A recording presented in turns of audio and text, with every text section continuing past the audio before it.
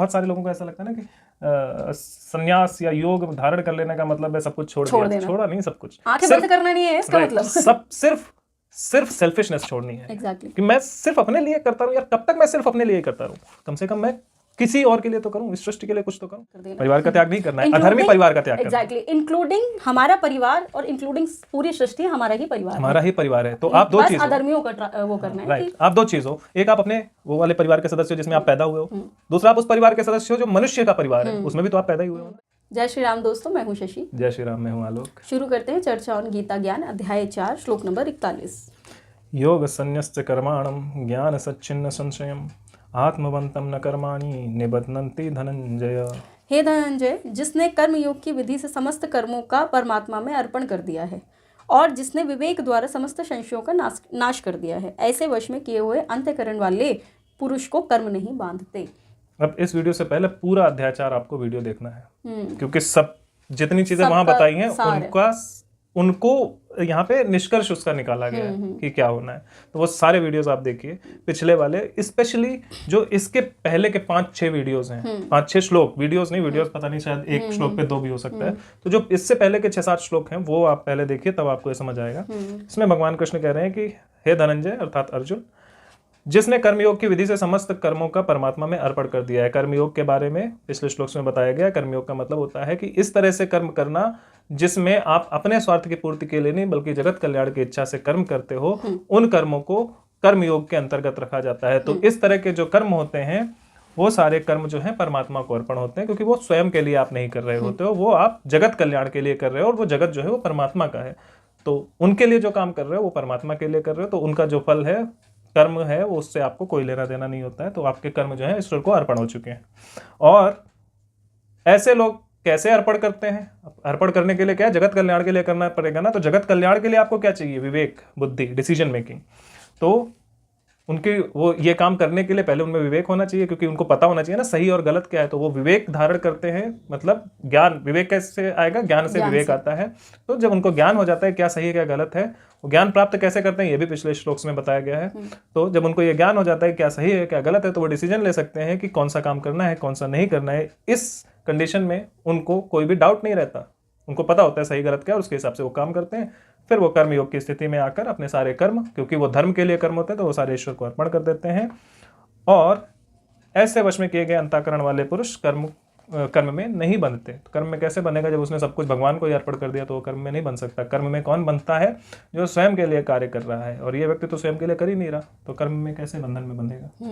फिर इसका रेफरेंस लेते हैं श्लोक नंबर 24 से। वहां पर भगवान के जो धर्म युक्त कर्म है वो ब्रह्म है। आप जो कर्म अर्पण कर रहे हो मतलब वो ब्रह्म है। अर्पण करने के बाद जो मिला, उस चीज से जो एनर्जी निकली, मतलब कर्म के जो फल मिले वो भी ब्रह्म है। तो वो जो कर्म है वो लोक हित के लिए ही काम करेंगे। तो इनडायरेक्टली आप वहां से यहाँ पर भी निकालोगे तो भी जो कर्म आप धर्म की स्थापना के लिए कर रहे हो, दूसरों की वेलफेयर के लिए कर रहे हो, वो जो कर्म है वो आपको बांधेंगे नहीं, आपको मुक्त कर देंगे, और वो दूसरों के वेलफेयर भी करेंगे। दोनों काम एक साथ, आपके लिए भी काम होगा, वो आपको भी देंगे। आपको क्या देंगे? आपको स्वतंत्रता देंगे। और सामने वाले को क्या देंगे? इस सृष्टि को वो देंगे। आपका जो पॉजिटिविटी है वो वहां पर, वो जो एनर्जी है वो डिस्ट्रीब्यूट कर देंगे सब में। जैसे कि आग में कोई भी चीज डालते हैं तो वो अपने ओरिजिनल फॉर्म में जाती है और संसार को उस चीज से वो कर देती है ना, मतलब वो उस चीज का बेनिफिट देती है। अब समिधा डालते हो जब उसमें यज्ञ में, तो वो आहुति डालते हो तो वो क्या करते हैं? उसको जला के उसके ओरिजिनल फॉर्म में ऑक्सीजन वगैरह रिलीज करते हैं। जो कर्म वाला है, जो कर्म युक्त संविधा आप डालते हो, तो कर्म आप जो कर रहे हो वो जगत कल्याण के लिए कर रहे हो ना, तो उससे जगत का फायदा होता है। तो लेकिन वो आप अपने लिए नहीं कर रहे हो, जगत कल्याण के लिए कर रहे हो, तो भगवान को उससे फायदा होता है। लेकिन इनडायरेक्टली लोगों को उससे फायदा होता है। और इनडायरेक्टली आपको उससे क्या फायदा होता है कि आपके द्वेष राग ये सारी चीजें खत्म हो जाते हैं, आपको एक स्वतंत्रता आती है, आप निडर हो जाते हो, आप विवेकशील हो जाते हो। तो ये सारे आपके डाउट्स जो हैं वो सब खत्म हो चुके होते हैं। तो उसका एक बेनिफिट आपको भी मिलता है। आपको ये चीज ऐसा नहीं मैं बोलूंगी कि नहीं पता नहीं, उसका सबसे ज्यादा बेनिफिट आपको ही मिलता है। एग्जैक्टली। और ये सब आपको अंदर से पता भी चलेगा, तो हमें नहीं पता चल रहा है। उसके बाद आप भगवत प्राप्ति करोगे। इट मीन्स कि आपको अंदर से ही शांति मिल जाएगी। आप शांत भाव में चले जाओगे, देखोगे सब, करोगे भी सब, विचलित नहीं होगे अंदर से, विचलित नहीं होगे, यही है शांत भाव। राइट। क्यों विचलित नहीं होगे? क्योंकि उससे आपको कोई नुकसान ही नहीं हो रहा है, ना आपको फायदा हो रहा है ना नुकसान हो रहा है। फायदा होता तो आप मद में आ जाते कि अरे ये मेरा हो गया, वो मैंने कर दिया, ऐसा हो गया। अगर आपको कोई नुकसान होता तो आप चिल्लाने लगते मेरे साथ ऐसा कैसे हो गया।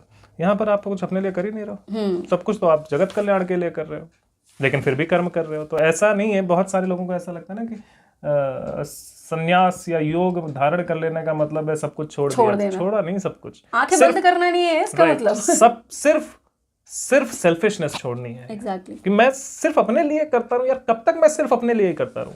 कम से कम मैं किसी और के लिए तो करूं, इस सृष्टि के लिए कुछ तो करूं। तो वो कंडीशन होती है, उसको कर्मयोग बोलते हैं। इससे मुझे एक चीज और वो आया कि संन्यास धारण करने का मतलब ये नहीं कि आंखें बंद कर लेनी। संन्यास धारण करने का मतलब है आंखें खोल लेना। आंखें खोलने में आपको दुनिया भी नजर आती है, और अपने आप, जब आप ऐसे बात करते हो तो आप अपने आप को नहीं देख रहे होते, सामने वाले को देख रहे होते हो, है कि नहीं? तो आप अपना बेनिफिट भुला देते हो और सामने वाले के हित के लिए काम करना चालू कर देते हो। वो है संन्यास। तो संन्यास आंख खोलना है, ना कि दुनियादारी से आंखें बंद कर लेना। तो दुनियादारी का मतलब यहाँ पर ये नहीं है कि भौतिकता में पढ़ना, दुनियादारी का मतलब है कि लोक हित के लिए काम करना। तो दुनियादारी से आंखें बंद कर लेना और दुनिया के लिए आंखें खोल लेना।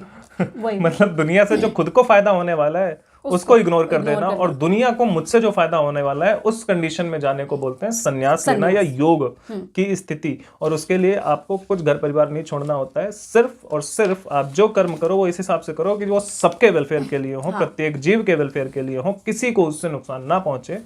बस आप योगी हो चुके हो, कर्मयोगी हो चुके हो। जब मनुष्य कर्मयोगी हो जाए, और वही भगवान कृष्ण को भी बता रहे हैं अर्जुन को कि भाई ये काम तुम्हारे फायदे के लिए नहीं है, तुम्हारे परिवार के लिए नहीं है, ये पूरी सृष्टि के लिए है। अगर ये बलात्कारी और ये अत्याचारी लोग अगर राजा बन गए तो आगे क्या होगा? आगे आने वाली जनरेशंस का जो तुम्हें लगता है कि तुम्हारे बच्चों के साथ पूरा होगा, लेकिन और जो लाखों बच्चे जनता में पैदा होंगे उनका क्या होगा? उनके साथ तो यही करने वाले हैं। बिल्कुल। तो इसलिए कर्मयोग के थ्रू भी इंसान संन्यास धारण कर सकता है, बस उसमें वो क्या है, हिमालय पे नहीं जाता। और यहाँ पर भगवान इसीलिए उनको ये बोल रहे हैं क्योंकि वो अपने कुल अपने के लिए सिर्फ अपने के बारे में सोच रहा था। तो वो ये कह रहे हैं कि अपने बारे में मत सोचो, जगत के बारे में सोचो, कर्मयोगी बनो। अपने लिए जो काम करता है वो कर्मयोगी थोड़ी है। बहुत सारे लोग बोलते हैं कर्म नहीं करोगे तो खाओगे। वो कर्म ही नहीं है जो अपने ही खाने के लिए बस हो रहा है। वो किस बात का? उसको कर्म नहीं कर, उसको काम बोलते हैं। बिल्कुल। काम, इच्छा, वासना। एक्चुअली जब आप कर्म वो होता है जो जगत कल्याण के लिए हो रहा है, जो कर्म योगी करता है वो कर्म होता है। जो स्वयं के लिए हो रहा है वो तो काम है, इच्छाओं की पूर्ति हो रही है, बस और क्या हो रहा है? उसको कैसे कर्म बोल दिया गया? वो कर्म नहीं है। तो लेकिन लोग फिर भी ये बोलते हैं कि भाई लिखा है भगवत गीता में, लिखा है कर्म। भगवत गीता पढ़ी नहीं, खाली लिखा है कर्म करना है। भाई तुमने सुन लिया वहां लिखा कर्म क्या है ये भी तो समझ लो इसमें से। वो तो पढ़ा ही नहीं, खाली किसी ने बता दिया कि हाँ भगवत गीता में बताया गया कि कर्म करना चाहिए, कर्म ही पूजा है, वही पता है। भाई कर्म क्या है ये भी तो पता होना चाहिए। बहुत सारे लोगों को लगता है धर्म के रास्ते पर चलना चाहिए। धर्म क्या होता है ये कभी पता चला तुमको? हिंदू मुस्लिम सिख ईसाई धर्म उनको लगता है हिंदू मुस्लिम सबका धर्म है, अपना अपना फॉलो करे। किसी का कोई धर्म सिर्फ मनुष्य है, और वो तो तब पता चलेगा ना जब वेद पुराण भगवत गीता इनको पढ़ोगे। ऐसे नहीं पता चलता। तो ये पढ़ने आवश्यक हैं, इनके गुलाम नहीं बनना है। रिलीजन आपको गुलाम बनाएगा किसी ना किसी एक पुस्तक का, लेकिन धर्म आपको गुलाम नहीं बनाता। आप इनको पढ़ो, लेकिन अगर इसमें कोई चीज नहीं समझ आ रही तो उसको अक्षरशः पालन नहीं करना है, आपको उसका जवाब ढूंढना है कि ये ऐसा क्यों है। अगर यहाँ पे आपको लग रहा है कि यार ये बात तो मेरी समझ ही नहीं आ रही, ये तो मुझे लगता है गलत है, तो सवाल पूछो।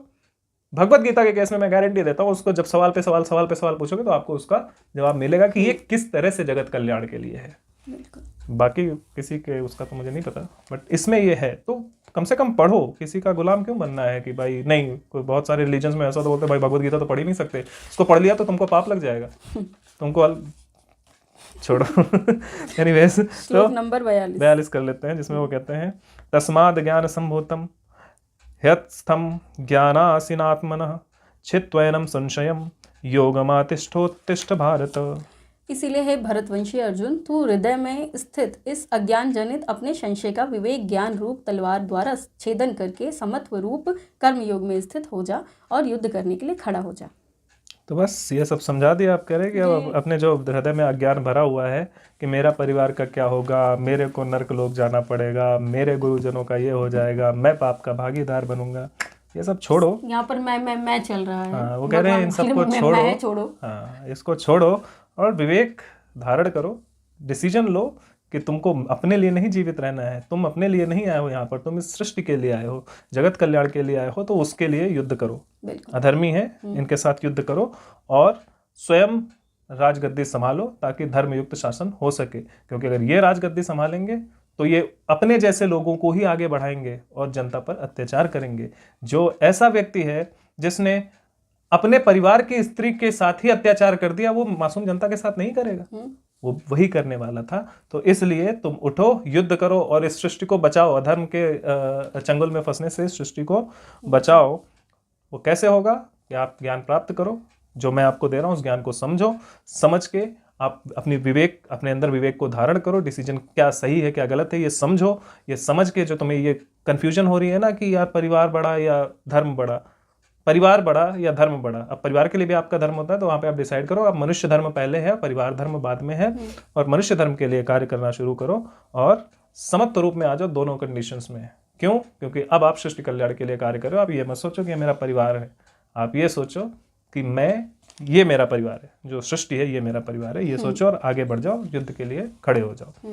इसका मतलब बिल्कुल नहीं है कि परिवार का त्याग कर देना, परिवार का त्याग नहीं करना है, अधर्मी परिवार का त्याग करना। एग्जैक्टली, इंक्लूडिंग हमारा परिवार और इंक्लूडिंग पूरी सृष्टि हमारा ही परिवार, हमारा ही परिवार है। तो आप दो चीज अधर्मियों का वो करना है, राइट। आप दो चीज हो, एक आप अपने वो वाले परिवार के सदस्य हो जिसमें आप पैदा हुए हो, दूसरा आप उस परिवार के सदस्य हो जो मनुष्य का परिवार है, उसमें भी तो आप पैदा ही हुए हो ना। बिल्कुल। पहले आप कहाँ पैदा हुए? पहले आप क्या बने? मनुष्य। तो पहले आपकी जिम्मेदारी मनुष्य के लिए, पहले आपका धर्म मनुष्य के लिए, उसके बाद आपका धर्म इस परिवार के लिए जिस परिवार में आपने जन्म लिया।